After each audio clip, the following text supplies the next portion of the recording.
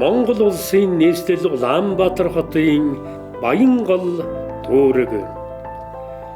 Нийт 31.9 км үргэлжлэх дүүргийн хэлийн зэсийн хамгийн урд бөгөөд баруун захын цэг болох Туулголын үерийн далан Сонсголонгийн гүүрний бичрээс эхлэн дүүрэг баруун талаараа сонгон хайрхан дүүрэгтэй хэлнэ.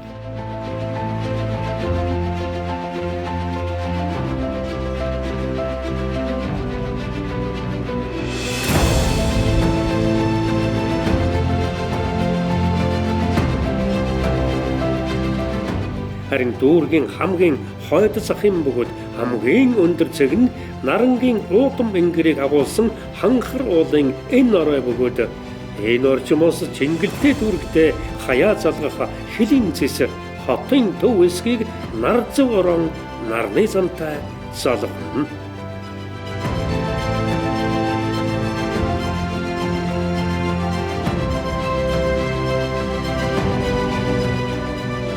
Улмаар нарны зам инх тайвны гүүрний бэлчирдэх хамгийн зүүн захын цэгээс дунд голын голдрол дагуух 11.4 км-ээр хан уул дүүрэгтэй айлсах нь нийслэл хот дахь хамгийн урт хамгийн өвөрмөц усан хэлбэлээ.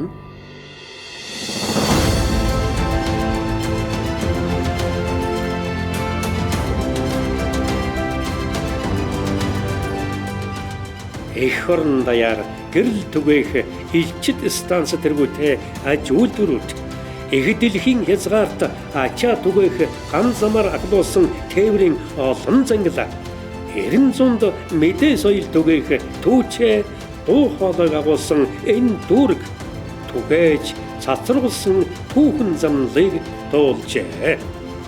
Энэ бол уул тайвал уултай, ус тайвал устай, баялаг бүтээгч баян намтартай Баатар хотынхон голдон налайсан миний нутаг Баянгол.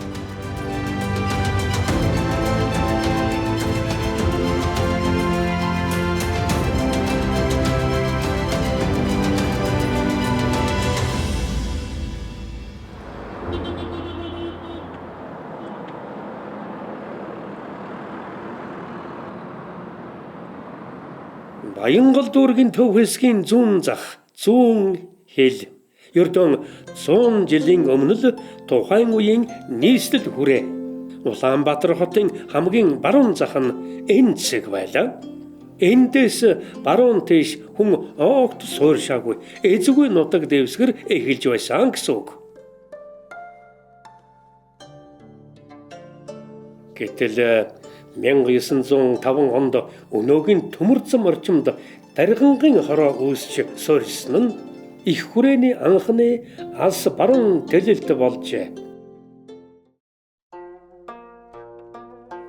1924 онд Улаанбаатар хотын хуучин хороодыг шинэ зохион байгуулалтанд оруулж дугаар олгон 27 хороо үүсгэхэд даргангийн хороог ойр орчмынхын хороодын нутаг дэвсгэрээс нийлүүлж нэгдүгээр хороо хэмээн нэрлэх болжээ. Ингэхдээ хотын баруун захаас эхлэн нар зав эргүүлэн дугаарсан нь сонирхолтой байт юм а. 1940 он хүртэл Улаанбаатар хотын хороодыг заатлах нэгтгэх зэргээр олон удаа засаг захиргааны шинжилэлүүдийг хийж хороодын тоо 6-аас 13 хооронд хэлбэлцэж байлаа. Харин 1949 онд Монголд төмөр зам байгуулагдах үед төмөр замын хотхон байгуулах шаардлага гарч хуучин даргангийн хорооныхныг тэндээс нүүлгсэн байна.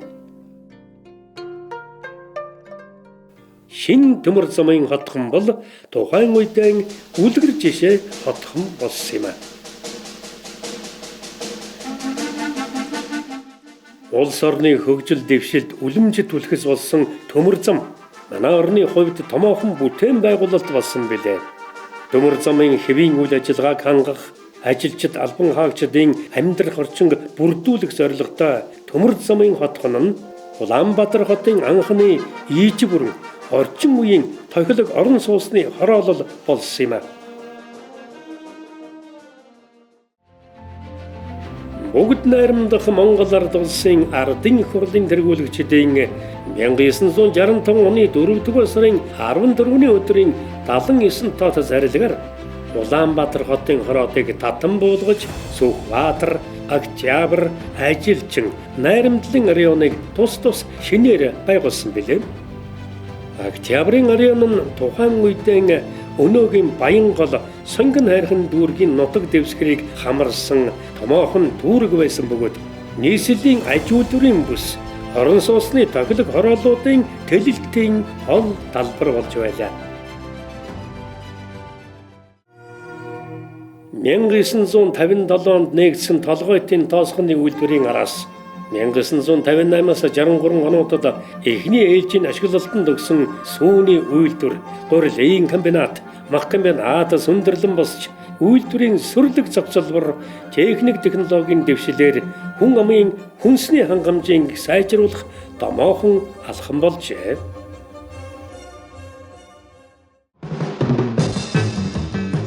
1970-аас 80-аад онуудад ч Октябрийн районд аж үйлдвэрийн бүтээн босголт үргэлжилсээр байсан юм. 1982 онд Сүлжмэлийн 2 дугаар үйлдвэр, 1984 онд талгачгэрийн комбинат ашиглалтанд орсон нь шинэ дэвшилтэт технологийн үлгэр болж байсан билээ. Октябрийн район нь нийслэл хотын баруун төлөлтийн гол бүс болсон бас нэгэн хүчин зүйл нь орон сууцны хорооллууд байлаа. 1960-аас 70-аад онд хамгийн анх ашиглалтанд орсон 12, 15, 19 дугаар хорооллуудыг залгаж 1970-аас 1990 онуудад 3, 4, 1, 10, 2 дугаар хорооллууд Октябрийн районд сүндэрлэн болсон юм а. 3-4 дугаар хороолол нь тэр үед хамгийн гоёмсог, тохитой, үлгэр жишээ төлөвлөгдсөн хороолол байлаа.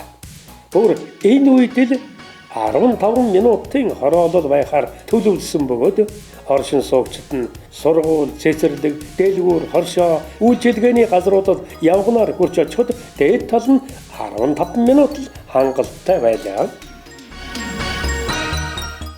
Хэдийгээр иж бүрэн үйлчилгээний төвтэй хэдэн хороолол тэр үед байсан ч гэсэн 3-4 дугаар хорооллын үйлчилгээний газрууд хамгийн орчин үеийн, хамгийн сонголттой, хамгийн сэлгэр, хамгийн өвөрмөцөн байсан. Улсын их дэлгүүрээс ч дутахгүй барааны иж бүрдэл худалдааны талбайтай мянган нэрийн бараа болон сурагчийн дэлгүүр зэрэг 4 барааны дэлгүүр, хотын хамгийн том номын дэлгүүр, содон дотоод засалтай тохилог үсчин гоо сайхны салон, хийм цэвэрлэгээ, ресторан, тэр бүхэл хүүхдэд зориулсан жаргалан кафе хүртэл ажиллаж хотод даяар алдар суугаанд дурсгаж байсан юм аа.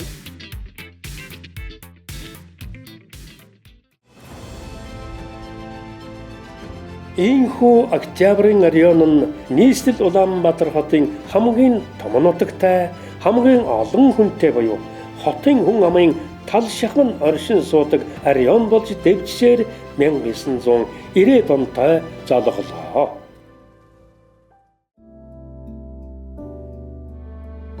(1992 онд батлагдсан Монгол улсын үндсэн хууль нь улс орны бүхий л салбарын харилцааг шинэ цагийн нөхцөл байдалд зохицуулах эрх зүйн суурийг бүрдүүлсэн бөгөөд Монгол улсын нийслэл Улаанбаатар хот нь дүүрэг, хороо гэсэн засаг захиргааны нэгжид хуваагдах, нэгж бүр нутгийн өрн удирдах байгууллага болох иргэдийн төлөөлөгчдийн хуралтай байх, эдгээр нэгжүүдэд төрийн удирдлагыг засаг дарга хэрэгжүүлэхээр тогтоожээ.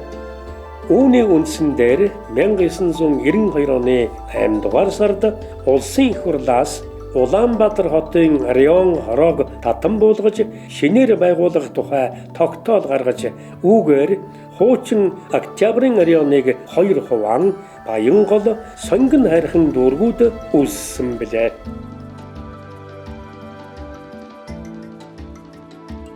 Тухайн үед шинээр байгуулагдсан дүүргүүд нутаг дэвсгэр дэх уул хайрхны хан алдраар нэрлэгдэх болоход хуучин октябрын оройны удирдлага дүүргийн Баян гол хэмээн нэрлэг саналыг дээш нь мэдүүлжээ.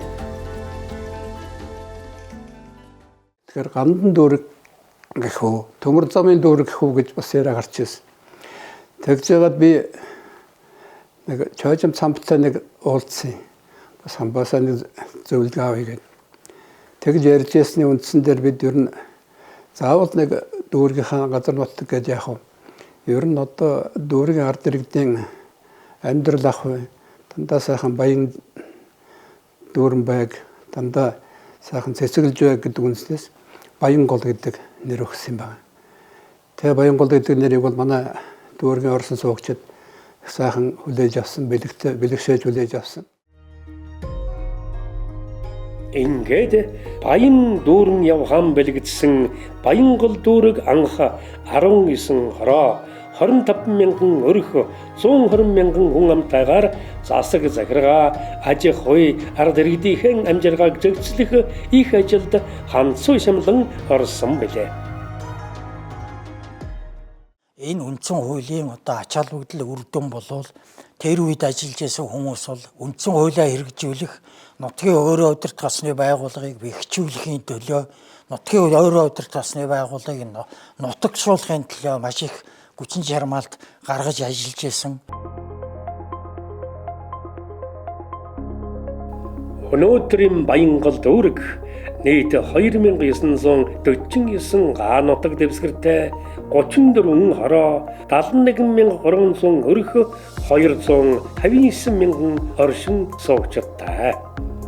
Дүүрэгт өнөөдөр 14600 байгууллага идэвхтэй үйл ажиллагаа явуулж байгаагаас 12400 аж ахуйн нэгж бизнесийн салбарт ажиллаж жилд 318 тэрбум төгрөгийн татварыг төсөвт төвлөрүүлж байгаа бөгөөд дүүрэг жилдээ 1.88 тэрбум төгрөгийн аж үйлдвэрийн бүтээгдэхүүн үйлдвэрлэж байна.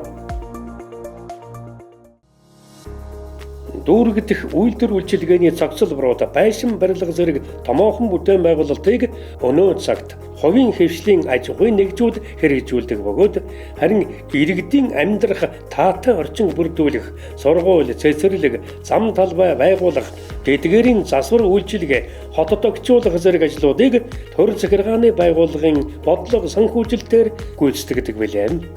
Үүнийг санаачлан хэрэгжүүлэхэд Баян гол дүүргээс улсын их хурл болон дүүрэг нийслэлийн иргэдийн төлөөлөгчдийн хуралд сонгогдсон гишүүд төлөөлөгчд онцгой үүрэг гүйцэтгэдэг юм аа.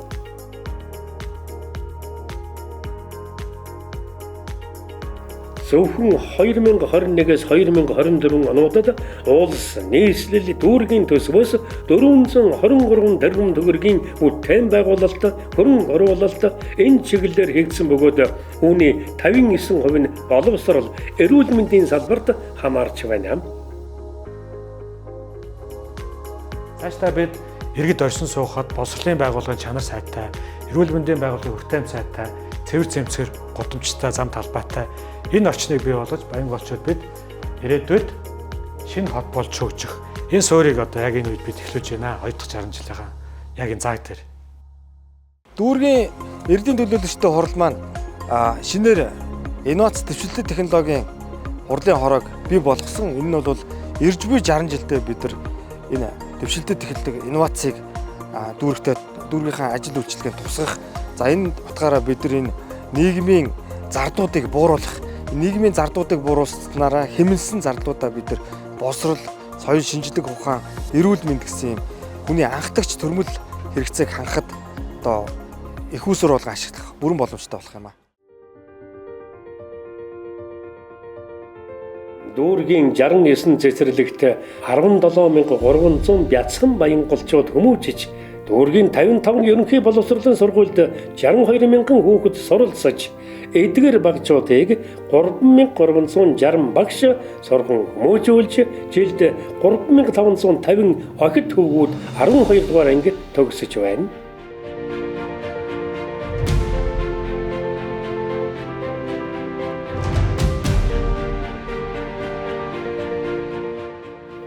Өргөн улирал ээжлэх нэгэн оны туршид 1000 гаруй хос Баянголд галуулам Тоонбадраач 3300 нялх өрс Баянголын иргэн боснон зарлаж дуу хатан мэндэлдэг билээ.